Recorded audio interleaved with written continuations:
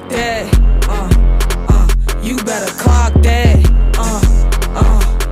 Clock that. You better clock that. My name is Fati. And I'm Dennis. And this is Everything and Then Some podcast. Where we talk about everything and then some. Okay, guys, today's subject is going to be mental health. Yes, I feel like that's a very touchy subject that a lot of people don't really talk about, and it dwells on their mental. So I feel like we should voice our thoughts and opinions on how mental health affects each and every one of us. Right. So this is going to be one of the first topics we talk about. We do have a speaker today, and she will be talking a little bit about her experience. We're going to get a little personal, and yeah. And mind you, this guest, just to let everyone know who's watching, did say if the first episode gets at least 100 views, they're making buffalo chicken dip for every viewer that subscribes. Every viewer. For free. For free.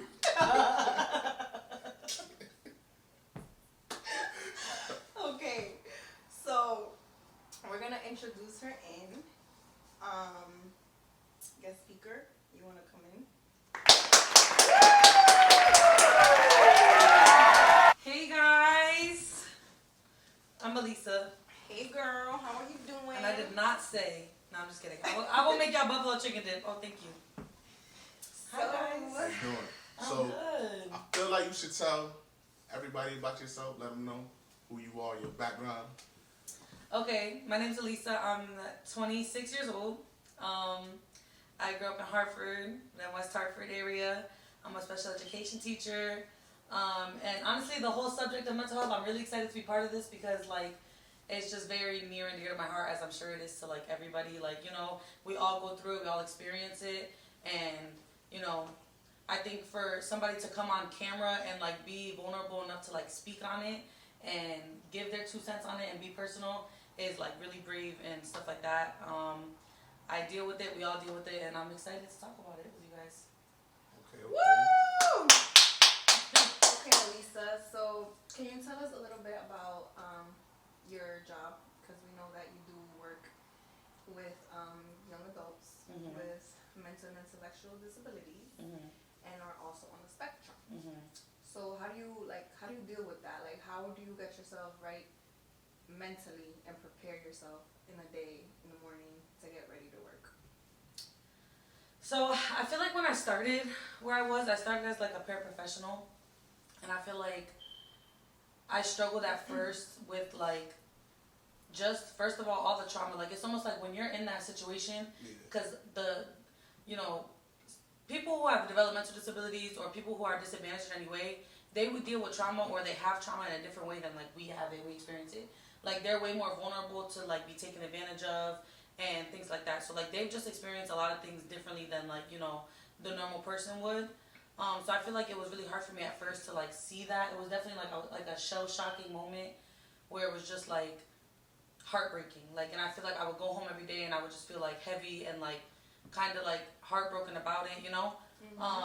But my dad has worked in this field for many years, like 30 years, and he's always said like, leave work at work and leave home at home. And that's something that I really had to like master, because if you don't do that, like, you know, I already have my own issues or my own mental health that I'm experiencing. But if I'm taking that home with me every day from somebody else, it's like, it's over for, you know what I mean? I'm not going to be able to like function. So I feel like I've really tried to like master just leaving work at work and home at home. I see a lot of things, I deal with a lot of things, you know, we're constantly dealing with like behaviors and like people who are dysregulated and don't know how to regulate their own emotions. And I think honestly, like what has made me feel better and like what made me feel like more sane about the whole thing is just knowing that like I'm making a difference in somebody's life in some way, somehow, you know? So I just really try to hold on to that. I try to go to work my best foot forward every day, because those kids and those young adults, they really need somebody that's level-headed. Right. Because they can't always be level-headed. They don't know. Got a lot of level-headed people that's not out there that's willing to fuck up everything for everybody else. Exactly. So it's like... It's hard for a lot of people to also like, you know, separate personal life to work. Right.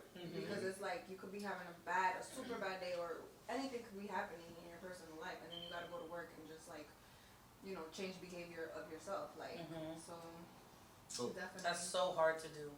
So let me ask you this. So how do you think the mental health of your clients affects your mental health? How does the mental health of your clients or your students affect your mental health? I mean, I feel like there's different ways to answer that. So, like, for one, like I was just kind of talking about, like, taking on their trauma or taking on their emotional, their emotional issues is something that I do. I'm an extreme empath. So, like, y'all could start crying right now, and I'm going to start crying right now. Like, I really feel deeply what people feel, and, like, I really, like, it just really touches my heart in a real way, So, in that aspect, like, their mental health, their current status, their traumas, what they deal with, affects me in a way that, like, I feel for them so deeply, Right. And that can sometimes be really hard because, like I said, I am an extreme empath. So there's days where I go home from work and I'm just, like, it's heavy on me. Like, I feel it. Excuse me.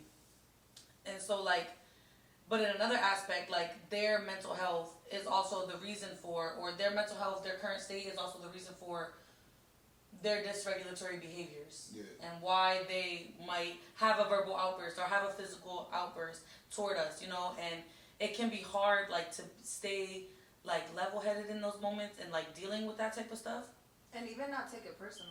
And not take it personal. That's another huge thing. A huge Yes. one. Because you know what? I just want to say, too, because that was a huge thing for me. I'm not going to lie. Like when a kid smacks you or... Yes. What? Spits in your face. What? You want to... Bro, yes. you And you remember can't. I'm like, you can't. When I first started working where we work at, right? I had the most calmest kid because, they give you the most calmest kid at first, right? Nah. They want to start you off mad easy. Yes. Calmest kid. Yes. And I tell you, this kid was like the calmest. And you know what? I still love that kid because I still think about it because he was the easiest for me. Girl, when I tell you, he had a behavior that I didn't even know he was having a behavior until he literally smacked the shit out of me. Like, smack her across the world. Smack me. I swear to God. And Dennis was like right there because he also had his kid in the ALA.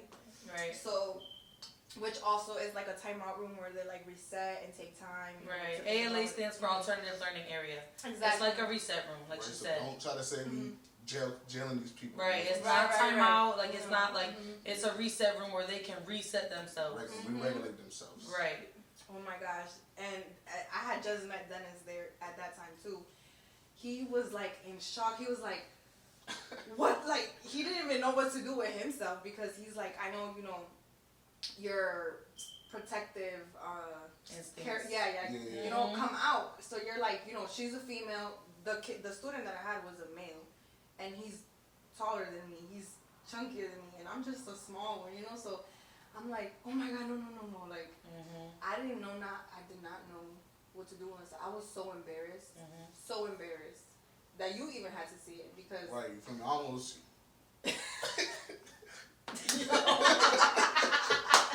He almost crashed You want to crash him so bad.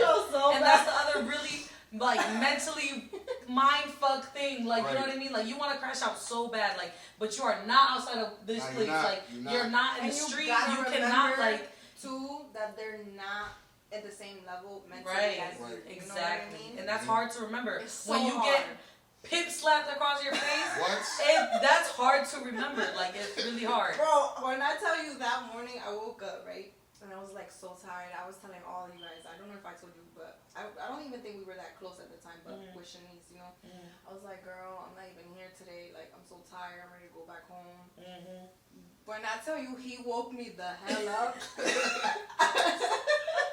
I was like, okay, I'm here. Because, oh my gosh. And now it's like, as time goes by, obviously I build reports with these kids and stuff like that. So it's like, I can't even be mad at you.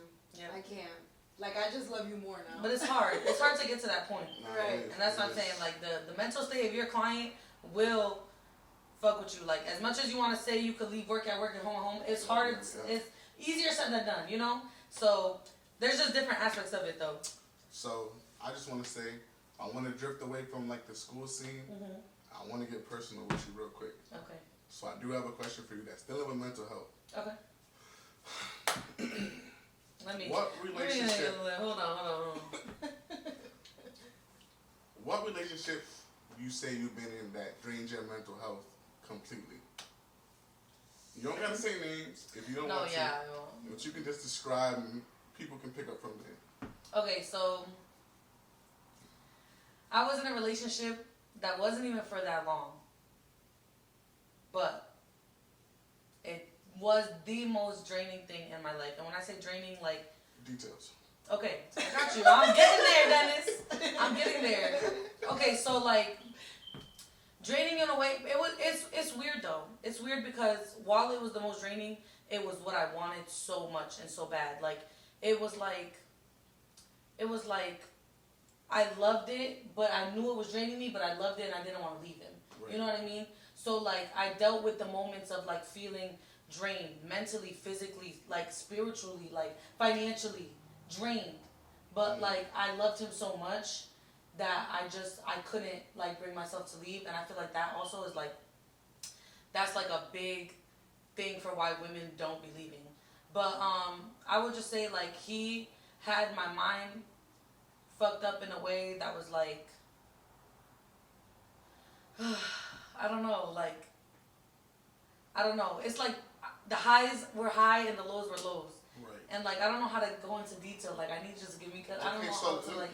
Did you feel like it became like did your mindset go as to like, I love him, so I'm gonna go through hell and back with him. When we're good, we're great. Right. But when we're not good, like you said, we're not good. Right. And I could still work with him on that. Like you knew that maybe, I don't know, maybe he right, himself has some type of trauma from his past that, you know, maybe he disclosed with you, or we don't know, you know, but we don't know. But what I'm trying to say, is like, were you like, I'm gonna help him get through this, like I'm gonna be, you know, the one to help him get out of whatever demons he's fighting. Exactly. Yeah. So yeah, the empath that's in me, and like the like instinctual like nurturer that I am, that was it. Like I not necessarily wanted to change him, but I wanted to help him grow. I wanted him to be the best that he could be. Like I was pouring my all into this relationship, and that wasn't being done the other way around. And that was the draining part. Is like I was like pouring into him, like spending every single day with him, talking to him nonstop, like, you know, there for whatever he needed. I would give him whatever he needed, but then like I would turn around and like he would like almost treat me like I was the worst person ever. Like he would think that I was out doing stuff that I wasn't doing. He would constantly accuse me of like cheating or, you know, stepping out or whatever. Like he would name call, like he would just like tear me down in a lot of ways. And like for me, yes, that's terrible, and like I should have ran the other way, but I wanted to prove him wrong. Right. I wanted to show him, no, I'm not this person. I'm not the bitches that you're used to being with and fucking with. Like I'm different, and I wanted to show him that so bad. And I was dedicated to that. Like I was really dedicated to showing him that, and it never once got to a point where he was like, yo, like, thank you for everything you did. Or like, you know, I see you, or I see what you're doing, right? Mm-hmm. And like, that was the draining part. Like, I was literally giving my all of my energy, all of my time, all of my resources to this relationship because I wanted it to work so bad. And, you know, it just didn't end up working out. So at what point, you was going through all this, right? All these emotions was flaring, everything was going through your head. So at what point did you notice, like, damn, this nigga ain't shit? Probably when I found out he was cheating on me. Wait a minute. So, but even before that's not funny, Dennis. No, Dennis, I'm telling you, before that, I was just so, like, okay, before that. To you next. No, listen. Don't worry. No, because he's valid, though. He's so valid. Because there was so many times where he showed me he wasn't shit. Right. And I just blind-eyed. Like, I was so blindly in love that, like, that shit did not matter. Like, I saw something in you. Something in you sparked something in me that, like, I see the good in you. So I want to not only prove myself to you, but I want to prove to you that you're shit. Like, you're not shit. You know what I mean? So, yeah, he showed me a lot of things along the way that was like, he's not shit. But it wasn't until, like, that shit happened where I was like, all right, like, no, that way I looked at him in a way that was like, you're not shit in a way that I can't be with you no more. You know what I mean? Everything else, it was like, yeah, I might have been like, oh, he's not shit, but I was still willing to be with him. So he can't be not shit, like, you know what I mean? So is everything finalized? Y'all no longer communicate? Everything's deaded? Yeah, everything's finalized. Does he, as to this day, so does he try to reach out to you? So, okay, so. When we talk about everything. And then some. Yeah. Okay, so, like, he cheated on me. I ended it, right? But then he was, like, really trying to, like, you know, just get it back. He was reaching out. He was texting. He was calling, all that stuff. And so, eventually, I think, which is really normal for a lot of women, and I really beat myself up for, but it's very normal, I spun back. But I didn't spin back to be with him. Right. I spun back just to be around him, to, like, you know, be in his company, because I did not want to lose that bond. I did not want to lose that relationship, like, at all. So I spun back on it. You know, we talked for a few months, and it just, like, it's like, I don't know, for me, I gotta hate you for me to not love you anymore. And that's not to say that, like, the love is gone. That's just, like, I know now for me, it's not good for me. Right. So even though I might still, or, you know, I might have still loved this person, I had to do what was best for me. And I finally came to that realization, you know what I mean? Especially, like, when I spun back and he was acting like, you know, I cheated because you cheated first. Right. Or he was acting like, you know, you did me wrong and I did this because of that. You know? Right. So, and mind you, the whole time I never cheated. So, like, that for me was just like, bro, like, I'm literally pouring myself into him, like, in a way that, like, my friends noticed, my family noticed. I wasn't around for nobody. I was calling out of work. I was late all the time. Like, nothing in the world mattered to me other than that relationship. You know what I mean? Yeah. So, yes, I spun back on it because it was really hard for me to let that go. To this day, it's hard for me to let it go, but he's blocked. And girl, there's no communication. I told her, this is normal. This is a normal thing. What, for guys, that person? No, just in general, to spin back. To spin back, because... I mean, let's be real. No, but that's what I'm saying. Spin back too. Don't even... That's what she's saying. saying. It's normal for us to spin back. Don't... Bro, he should have spun back. Trigger warning. I'm saying, though, it's like, it's really normal. And if anybody says it's not, then I commend you, but I think you're lying, too. That's what I'm saying. It's like, there's no way, especially if right, you that share... bond y'all have. Exactly, it's you got so a bond. Soul bond, especially when y'all soul bond, like, come on. Yes, like, the soul tie is crazy. Like, it's normal. It's really crazy. Mm-hmm. And, like, I put my standards down to be with this person. And, like, yeah, it's hard, but at this point in time, I can say with full honesty, there's no communication, and it's better that way. Even though I miss it, even though I think about it from time to time, like, it's better off without me being in that situation, because at the end of the day, I'm hurting myself. Right. Me continuing to be with this person or be around this person or even communicate with this person, be on the phone with, like, I'm hurting myself because, like, at the end of the day, I'm looking for a partner. I'm not looking for somebody to just, like, fuck around with here. You know what I mean? You're put that ring on that finger. You feel me? Exactly. And, like, kids. Exactly. And I feel like, and wholeheartedly, I'm the girl that you take home to your mom.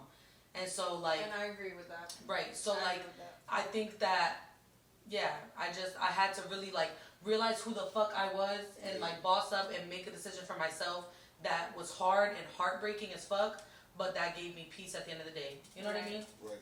Yeah. So, at the time, when you were going through this, because obviously it was draining you, what did you do to cope? Like, with your, you know, maybe you were heartbroken, you know, depressed. How did you cope with that? I don't think I did. I think that at this point, like, I was so dependent on him that it was just like, it was him. Like, okay, we just got into a bad fight and I'm sad and I'm crying and I'm depressed. I wasn't trying to lean on my friends for it. I wasn't trying to lean on my family for it because I don't want nobody to know what's really going on. Because they're all going to tell me to leave. Right. You know what I mean? Which I should have, but they're all going to tell me to leave, to run, whatever. So I would just, like, eat that shit up. Whatever I was feeling, I would eat it up and just pray for the next good moment between us that would make me realize, like, okay, this is why. Like, you know what I mean? Which sucked. But, yeah, I don't think at that time I had a coping skill. But when we like first had broke up or whatever, my coping skill honestly was journaling. Word. And I would literally every night write in a journal, just write on my feelings, because I had so much feelings inside me, in my heart and in my head. And at this point, like I had told all my friends I left him. Like I told everybody I left him. Really, there was only a select few people that knew that I was still dealing with him in some way. And so like I had no outlet. I was just bottling it up because I didn't want to tell nobody how I was feeling. Yeah. So I have a journal that's like 100 pages long, bro. So is it enough for a book? It probably is. Y'all And I wanna- could really y'all write wanna see a book? I could really write a book I on want to this see shit. it. Let us know. I literally would write, and I remember like I started the book off with I called it Not So Gentle Reminders. Yeah. And I wrote all the shit because at that time I wanted to call him, I wanted to text him, but I was trying to remind myself of all the reasons why I left. Right. So I had a pages, guys, Oh my gosh, girl. pages of the things that he did that were not okay, that I would just write. And then the next page, after I finished those pages, I flipped into the gentle reminders. Right. And I wrote all the things that I felt that kept me there. So I had about 6 pages of the not so gentle reminders. I had about a page and a half of the gentle reminders. Damn. Just to put things into like perspective for you, you know? And then after that, I just started writing everything I was feeling, all the memories that I was having, you know? And that really helped me. Like I would feel like after I would finish writing, I would do this every night. I would feel like generally like a weight was like lifted off of my shoulders. Yeah. I like that. I highly recommend journaling. Even if you don't know what to do, what to write, just pick up a pen and paper and just start. Because like I'm telling you, getting your feelings out is so important. And like we don't always have that person that we can confide in or that we feel comfortable in like telling everything to. Tell it to yourself. Talk to yourself. And then at the end of it, burn the pages. You know what I mean? Did you burn them? I didn't. I want to. She's giving advice. I want to. No. I want to. We need to get a clip of when she does burn it. Right. Show So you we can guys. show you that actually did it. I actually had a bonfire in my house, like a little, like after the journals was written or whatever, had a bonfire, and I told them like I want to burn the pages. But there was too many people, and I wasn't gonna explain to everybody why I was burning pages. I think she should do Right? it. And I'm like fucking ripping pages out, crying. What she should do is, y'all should get together. Y'all all write a journal, and y'all take turns reading the negatives and burning the negatives in the bonfire. Right. Maybe not reading, but burning. Burn them. And I think that could be, I think like I need to do that really because like I think that could also be like a healing experience. Like, you know, like I felt all this, it was so real for me, like it was very intense, but I need to let it go. And that's like a part of like letting it go, you know? Right. Yeah. So how about you, Dennis? What about me? I'm not gonna interview. No, but we also you wanna can know you can know my We want experiences. to know your experience too. Like, With what? it could be with anything really that affected your mental or like, you know. I say my ex probably affected my mental, and working in the school affected my mental. Only reason being is because, like, it's a lot. Working with people with autism is a lot. If anybody ever tells you that they in the field and they don't drain them, they're lying. Yeah, or they're not. Yeah. They're not like in the field. They're not in the field. They're yet. there to get their paycheck, and they're not really like putting themselves into Right. it. You They're know. not in the, there was times where I used to be front line for the holds, PMT. I was trying to be a star staff. I ain't get no recognition. I'm like, damn, I'm putting my. He's lying because No. I recognized him. Yo, what? I feel like we have to What? go into detail though about like how they are because I think we could say autism and they, you know, there's different levels of autism. Okay, you know? well, we But work we with deal with the high behavior ones, the one that you have to put down and put in holes, and the ones that want to fight you, bite you, punch you. Like we at our location we have all the kids that basically that the state has rejected. Right. Like other locations have rejected because their rap sheet is so bad. Like for lack of a better term, we take in like the worst of the worst. Like, you know what I mean? The kids that are going to fuck you up. The kids that need 2 staff on them at all times throughout the day. Yep, Like, you 2, know what I mean? 3. Yep. Sometimes you need 2 male staff, but women can't work with them. So it's like my mental health got drained because I felt like I was doing more than I was getting paid for. So on top of that, sometimes I felt like I was gonna like crash out on a kid. So me leaving that place ended up ended up good for me because my mental health is cleared. I'll do like in-home care now. I'm just chilling. So, but yeah, my ex, she messed it up. Wait, before you get into your ex thing, I also want to add because you know we listen and we don't We judge. listen and we don't judge. We need to do that. I feel like also, like, yes, like it was very hard for him, like, you know, to work around like people with, you know, autism and stuff like that. But it also had to do a lot with the people around him, Yo, like yes, the people the who staff. was working with him. What? Because when I tell you guys that he was one of the greatest staff, Greatest. like at least like The greatest. to me, Nah, Say it like, again. no, but for real, like every hold he was there. Yeah. Uh-huh. When we needed a strong male staff, he was Yes. there. Yeah. Like so, it was him. You know, like there would be big Even that students. psycho one, Like the psycho when I one, tell the you one big, that I'm likes telling you like bigger than him. And he's like right there for support, helping like Right. physically. You know what I mean? That's when I was So- putting my life on the line for y'all. But after that 136, we ain't gonna talk about it. After the 136, I just But explain a little bit about the 136 too. 136 because they don't know. 136 is basically like someone accusing you of doing harm to a kid. Right, It could like be abuse and abuse neglect. and neglect. Abuse and neglect, So- physical, mental, anything. So when I heard what they said I did, I was like, damn, what? Like, how is that even possible? So I came back and I was just on the bullshit. Like I was just telling people my mind now. When I spoke up more, and I really wasn't really fucking with a lot of people. So But can I say, you didn't fuck with a lot of people, but you came back a star staff. I did. Sure You did. came back good, Sure like, did. like still front line, still running to support cause. Like, you came back real good. And on top of that, I stayed out of the mess, the Yeah. mix. I Yeah. was trying to warn people. Because work messiness is something Right. else. That gotta I be a love whole it. You another got show close to for people real. you never thought you would get close to. Right. Right. Like, y'all, I hated this man. Me and this man did not get along at all to begin. And I didn't do nothing. Nah, he did, but we won't talk about it. Not, But I did not. on this podcast at least. I did not like Dennis when we first met at all. It wasn't until he left and then he came back and I said, look at him running to that support call. I said, hold on, I like him. And then she started running, and then Dennis was right next to her. Like, hi. Basically, that's how I began to like Dennis. Yeah, But let's talk about your ex. How your ex fucked you up. she fucked. I ain't gonna lie to you. I fucked up. You feel me? And let me just get one thing straight. As much as I don't like talking about her, like I miss her company type shit. You feel me? Feel that. I miss her company. I miss like that love.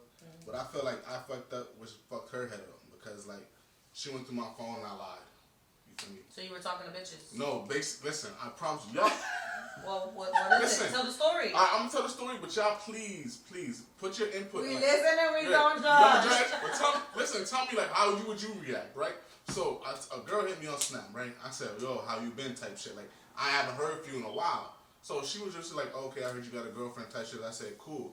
But she was basically neffing me in the messages type shit, like, nigga, you got a girlfriend, da da da. I said, cool, right? Left it like that. She went through my phone. My dumb ass gave her the code to the phone, right? She went through the phone, right? She's like, next morning, she was all happy as shit, all on me, kissing me. I'm like, okay, cool. I must have, what the fuck I do, right? I knew something was up because I went home. I went home, right? I went home. She said, who were you texting on Snapchat 1 in the morning? I was like, what the fuck are you talking about? 1 in the Like, morning while she's in your bed? sleeping. Crazy. She's like, That's Crazy! But let me tell you something. You just triggered me because You that shit know- happened to me You know too. why she felt happy though? why? Because I think that you got neffed. Her seeing you get rejected in a way is like, yeah, you got neffed, so she's like, okay, well, this girl rejected you, but down the road, she's just like gonna be dwelling on it, and she's gonna be like, bro, you got neffed, like my man got neffed, like Chill, that's weird. I think she You know was what I putting mean? up a front. You I know think what the I mean, bitch though? knew. Yeah, I get what you're saying, but I think she knew the whole time she was gonna adjust the shit. She was Right, gonna the go whole home. time. And But then- that's what I'm so saying. she was almost like enjoying the like last excited, time. like excited, like I'm about to So damn, hit you with it. So it would have been worse if I was cheating. So basically, I'm over here like, yo, I'm not texting nobody on Snapchat. What are you talking about? She said, don't lie to me. I'm gonna just say random name. Who's Sabrina? I'm like, I don't know no fucking Sabrina. She's like, you know what? I can't do this. You're gonna lie to me. It's gonna be over. Yo, I ain't gonna lie to you. But bro, that's the can't number complete- one rule too. What? Once a female asks you, like specific questions, like who you were texting on Snapchat. She's telling you the name of the app. She's telling you who at the time and everything. Bro, I thought I could finesse it. Finesse what? She already seen. Word to me, listen, I broke down. I was like, yo, she don't want to be with me no more. Like, listen, I literally like broke the fuck down. Like, I was like, damn, I fucked up. I don't want to lose this girl. But after that, she gave me a chance. And after that, like, her narcissist just like triggered. Like, it just a switch just. She was narcissistic. It's like a trigger just went off in her head. And from there, like, we just fell off. We kept bucking heads. I kept calling my mom for all my problems. And my mom was like, yo, just leave her alone and move on with your life because she's really fucking your head up. So I took her words. We went our separate ways. You know, I haven't talked to her in 6 months. So. And I just want to say, I also said the same thing that your mom said. Right, but what y'all was saying, you can't. He was crashing out, y'all. Okay, but once you have that soul tie, it's like, damn, like you don't want to leave it, like, you know what I'm saying? Like, once you, he understands. It'd be hard. Yeah. And that does not come often. Like, it's not an easy thing to. That shit does not come often. Like, you know what I mean? Like, so when you are in it and like you're feeling it, you just want to ride it out. Like, you just want to see where it could go because you feel like, all right, how many happy marriages started off with messy, with toxic, with, right. You know what I'm saying? So you look at that and you're like, okay, if I stay in this, if I keep at this, maybe one day we'll get onto one page and like be able to like be together, like, you know? Right. That shit's hard. That shit is very hard to like get away from. One. I don't want to have 2 marriages, 3 marriages, 4 marriages. Right. I want one marriage. Right. I agree with that for sure. So how has it affected you in your relationship? Not in my relationship. I mean, I've had toxic like relationships where like it has affected me, but I feel like mental health has been an overall thing since I was even little. You know what I never really got into it where I like, you know, growing up it was a thing because you guys know I am Peruvian and it's like a stigma at that time. Like they oversee that. They don't think that you're like if you have depression, anxiety, whatever it may be, like it's a thing where people are like, oh well, yeah, you're okay, you could get the help you need. Like right. Over there it's more so like, are you okay?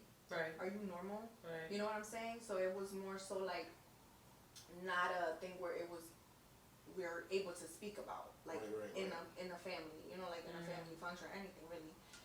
But honestly, as I started getting older and obviously, you know, things are going on in my life and more problems are coming to me and stuff like that, I did find myself like seeing like, wow, like there's something going on with me. You know what I mean? Like this is not normal.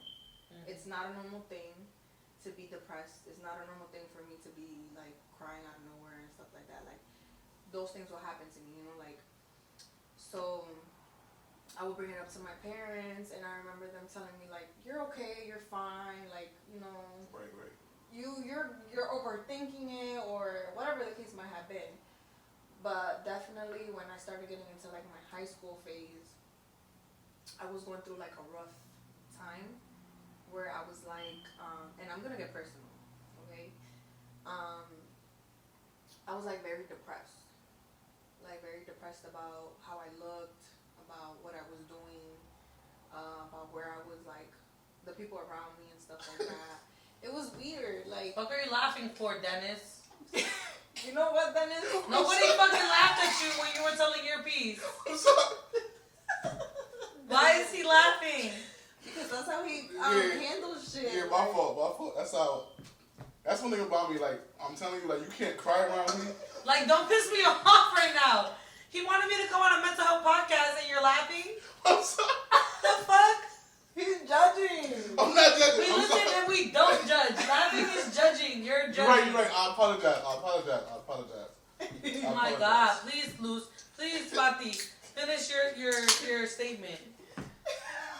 What is wrong with him? That's terrible. Stop laughing. All right. I apologize. It's I don't know what it is, but like. Guys, this is what I mean. This is why we can't open up. I promise you, I'm sorry. It's just like sad things. I don't know. When people tell me sad things while I'm listening, it's just. Right. It's not bad. I can't wait. It's not a bad way. I just do it because I don't know. Your nervous system? Yeah, so I just laugh. So like, I apologize. It's nothing negative. I promise. I ain't gonna lie. Don't fucking laugh at me. I'm not like even like off topic. Like my boy told me something that happened to him as a child, and I laughed. I was like, "Nigga, you're fucked up for laughing at me," but it's not. Yeah, I'm sorry. I get it though because he's probably like, damn, like, what the fuck? Like he doesn't know how to Yeah, take it. Okay, all right. Whatever. No, but so like I was saying, basically in other words, like high school came, I started like obviously like realizing things about myself and stuff like that. Like I was going through hella changes. And so a therapist came along because I was depressed. I did have anxiety. I did have all these things going on with me, like I had said. I expressed to my mom one day something really bad happened with myself. And my mom seeked help from me. So from there, she was like, you know, you need to get a therapist. So therapist came along. You feel like your mom is like your Superman when it comes to stuff like this? Like, who do you feel like is your Superman or like your superhero when it comes to like? I don't even feel really that I have that right now, or just in general, because let's be honest, when it comes to like the mental health thing, whatever you're really going through, you don't really feel like you have even a superhero for real. As much as you have that friend that you talk to every day to get you out of that dark place, yeah, you appreciate it, you know, in the moment and stuff like that, but even if you gotta deal with that. Even if shit, I feel like you have to talk to saying? people who's going through things similar as you, because you could talk to a friend, they'll be like, yeah, you just get yourself together. They'll tell you the basic shit like, you got this or da-da-da, but they don't really know what you're going through. So you gotta talk to people. But that's what I'm saying. Like I could have like even like, you know, Alisa or even you, like I'm going through like a breakup, let's say, and it's draining me, or even work or whatever the case might have been. You can only give me advice. You can only tell me, oh, but Fati, you know, you're this, you're that, you're so much better than that, or whatever, or you're gonna do great, whatever. And it's like, thank you, but it's like at the end of the day, I gotta go at night to sleep with those thoughts, with that feeling. Right, you know I'll be giving you some good advice, and I'm like, damn, this shit really going one ear and out the other. I'll be like, yo, right, and I feel like I do the same thing to you, and even to you, you know what I mean? And it's like, I get it, like, you know, right now we're like, we may be going through whatever, and I can only give you advice, and I can only make you see what I see in you, you know what I mean? Right. But at the end of the day, it's like I said, you have to sleep with those thoughts. You have to go to bed with those feelings, and it's like, you have to deal with it. At the end of the day, you gotta take yourself out. You have to be your own Superman. Exactly. Exactly. So it's like, it was a very difficult time for me. So from then, you know, like I got therapy, and honestly, therapy helped me a lot. So I feel like, like from then, that was like high school, and I honestly, like now that I'm thinking about it, now that I'm 27 years old and I'm an adult, like I wish I could even go back to high school and redo everything, because the people that know. I feel the same thing too. If I was who I am now in high school, it'll be totally different. Like high school, I was quiet, shy. Yo, not even that. Like me, bro. When I tell you, I would go to school high as hell. Wouldn't go to school and be asleep in the classes. Yeah. Like that's how bad it was, to a point where it was like, what's going on with you? You know, like things happen. Like I said, changes were going on. Things were going on even in my home. You know, because in a Spanish household, you're not allowed to talk about what's going on. You know what I mean? So it's like, even things like that, that's what I mean, like personal things that you're living in as well. So it's like, all of that affected me really. But I feel like, you know, you just have to roll with the punches. And I feel like for someone who went through stuff like that, I turned out pretty good.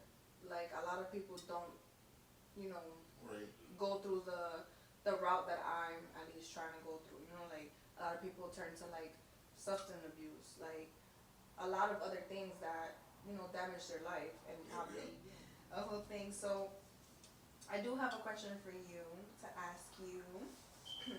Or do you want to go first? So I had about 5 questions. Okay. But I'm not gonna ask all 5 of them, you know. Okay. So I do want to ask, how can a social support system improve mental health outcomes? Tremendously, in my experience. Me, like I said, I'm not the type to like bleed out my problems to everybody. But to those select few in my life Right. that I feel comfortable enough to really tell what's really going on, like, and I will, sorry, you're not a bitch, but like, girl, Clock that.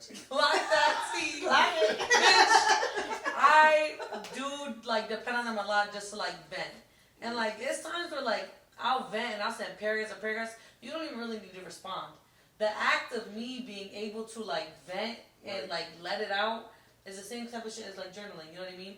Yeah. But, like, a strong, what was it, strong support system? Yeah, strong support system. So, like, that is very important. But, like I said, like, I have a strong support system within my family. But my family don't know half of the things that go on in my head, that I feel. You know what I mean? But there's a select few friends that know me very well and that I will, like, really pour out to and, like, really, like, express my real feelings to. And that's so important for me because, like, I like, you know, it gives you validation, Right. it gives you reassurance, it gives you understanding. You know what I mean? Like, we're all going through a lot of the same shit. We just might not speak on it. Yep. So who's you say like your top 5 that you know for sure? This is the pyramid. You know what I'm saying? Who's your pyramid? Frothy. Now okay, I'm saying where would you place them? You got the bottom, the middle, the top. Like the top is like, okay, I know for sure this is like my go-to support system person. Now don't be mad if you're not on the list. So yeah, Dennis, you're not on my list, but it's okay. So if I had like a top 5, and I can't put the first 3 in order, I just can't because I have a very similar relationship to all 3, and I trust all of them the same way. Well, you can group them at the pyramid. I'll group them at the top. So my top 3 that I go to with everything, that really know everything about me, like for real, like more than any of my other friends, more than anything, will be Luz or Fatih, Shanice, and Nini. Those 3 know more about me than anybody in this whole world does, and I trust them with my life. So they're definitely on my top 3. I would say I can't do 5. I'm gonna do my top. I'm gonna do 3. So my second layer, I would say, of people that I go to and like trust with my life will be my friend Jaslyn. She's been through a lot. She's experienced a lot, and she's also just very mature and very wise. She's also like, you know, not to put her business out, but she's healed from a lot of shit, and her perspective on things really helps place my perspective on things. And so I would say my number 3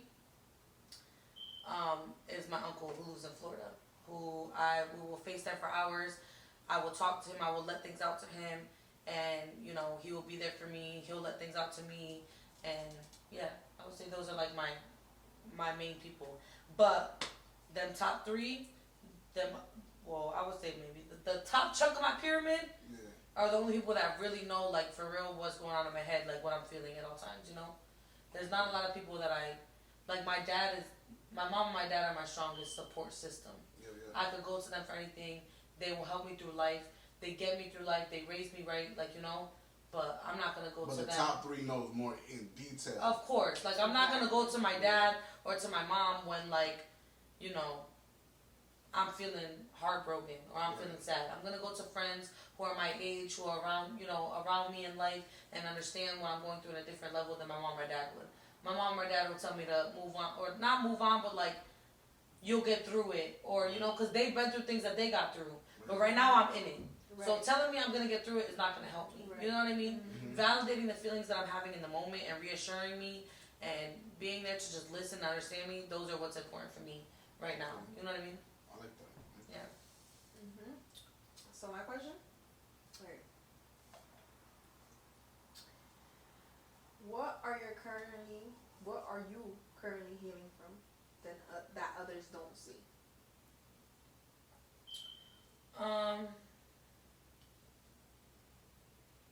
And you have to be honest. Yeah. And if you don't want to be honest, then it's okay. But remember, we listen and we don't judge. I think I'm still healing from heartbreak. From thing 1.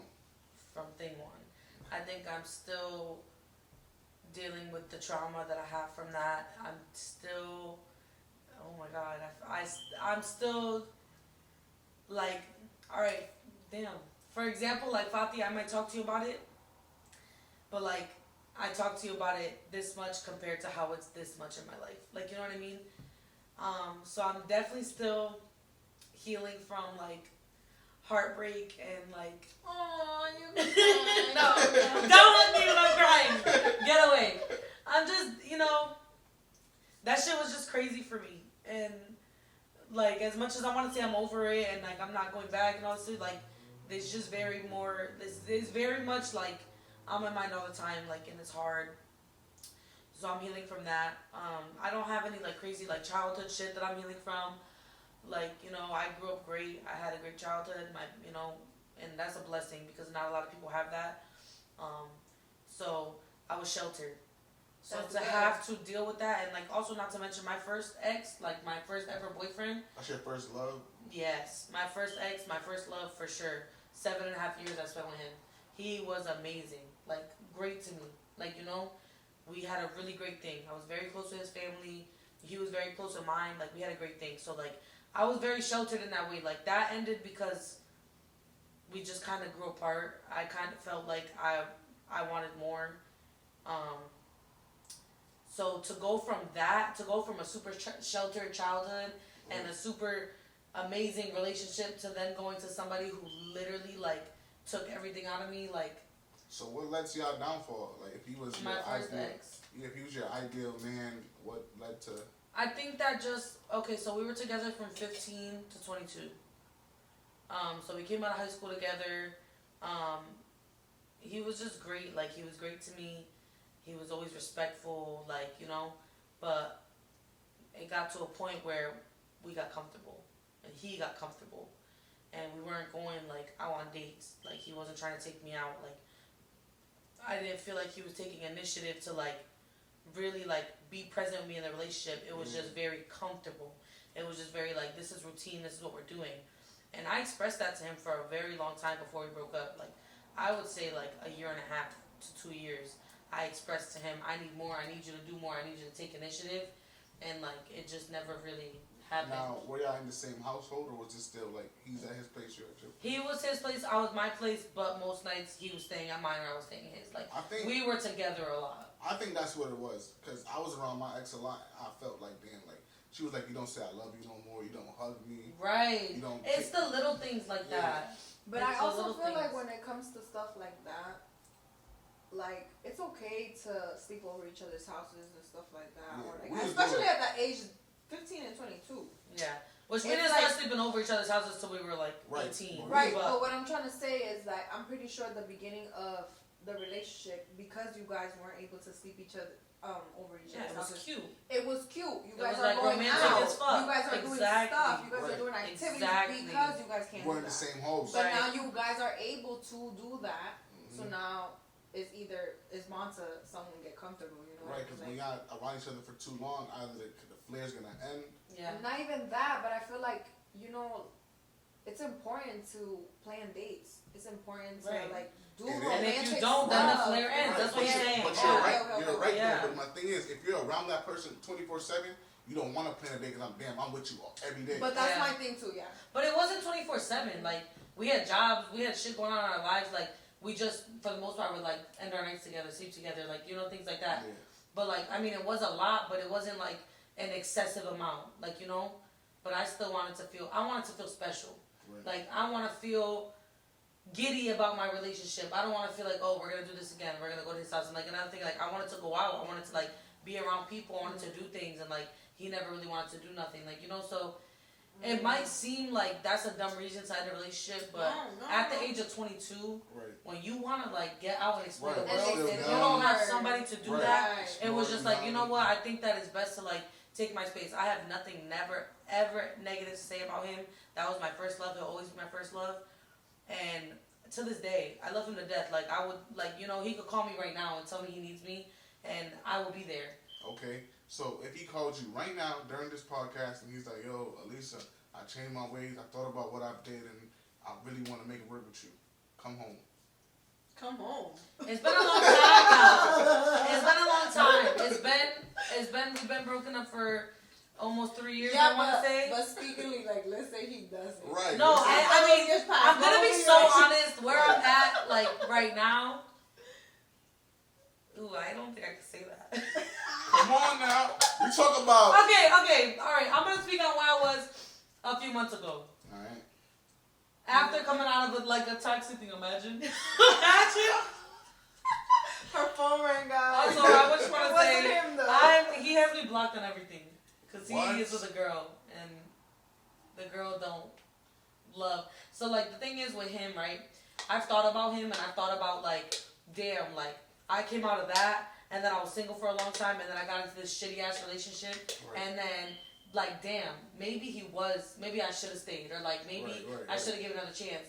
But with him, I knew that at the time, at least, I don't know about now. Obviously, he's with another girl, but like he was like very in love with me. Like when me and him first broke up, bro. Like mind you, it was mutual. When we broke up, it was mutual. We both decided, you know, we were toxic. We were arguing about stupid shit, whatever. Let's just cut it. Right. But then the days after that, he was on my phone. Like he was calling me. He would used to like come to my house and drop off before I went to work. I would come outside to my car and there would be a coffee and breakfast sitting on my car for me. Like he would do shit like that. Like Wish I had that. What? stop. Maybe giving them ideas. I got it, nigga. You don't do shit. I don't know. So- I like hold on. I like iced coffee, French vanilla. So it was like that. It was like he was doing that almost daily, and like he would leave little post-it notes with like notes on it or like Damn. shit like that. Like Yeah, he but really wanted to like get I back. take notes. You do gotta take notes because deadass he did everything right, bro. And like looking back, maybe I should have. I feel like But- a piece of shit. You are. Just kidding. So yeah. No, If you call me right now, though, listen, we're gonna go. I'm- take your notepad out. Get your journal. But Oh my god. he is an amazing guy, and you know I'm still very close to some people in his family, so I keep my little tabs here and there. Right. So do you think he's happy? I think so. So you telling me right now, if you walking through the mall and he's by himself and he glimpses you, he's not gonna. Now I'm I sure think he's I gonna think say honestly hi. I think I was his first love. I think he felt very deeply for me, and I think that if I went to him and was genuinely like, I want to be with you, in my delusional mind, I think he would be with me. I really do, and I think that it would be great. But wait, guys, we're not gonna get too into that because that's that's tea. the next epi. That's tea. That's That's the tea. next That's epi. tea. Okay. Well, you have any other questions for her? Nope. I think I've asked you what I wanted to ask you. Okay, y'all made me cry, so I think. Well, So, wait. Alisa. So let me do ask this before we end off the podcast. Mhm. How do you feel like this helped you? How do you feel like this podcast episode and this talk that we had, how do you feel like it benefited you, and how do you feel after the talk we had? I think after this, me and Luce are gonna go talk more, maybe cry. But I honestly, I like appreciate any time that I could get like that I could dig deep and like really talk about my shit, because we're all going through the motions of life every day. You know what I mean? Like to sit down and really like have a conversation and like talk about shit, like especially with you, that it's like me and you, like we're cool, we're friends, but like we're never gotten to like a deep level. I know. So I'm saying like I do like appreciate that. I love that. I think It's getting better, guys. It's getting better. It is getting. It's getting better. I honestly do think though, like this is like the same type of therapy that journaling would be. Like I feel like a weight has been lifted. Yeah. Like you know So what I you mean? feel I comfortable feel being here? 100%. Okay. 100%. I will come on the And we didn't podcast hold and you talk against about. your will, right? We You did not hold me against my will. I don't know about that buffalo chicken dip, but y'all did not hold me against my will, and I definitely did enjoy my time, and I feel like it was really nice to like open up and talk to you guys, and I look forward to doing it more in the future. Woo! Thank you, Alisa, for coming and sharing your story, because we know that it's not easy. And we know that, you know, at the end of the day, because we do work at the mental health, you know, we all have trauma, guys, and we need to Speak talk on about it. We are living proof. Yes. Mhm. So we thank you for coming.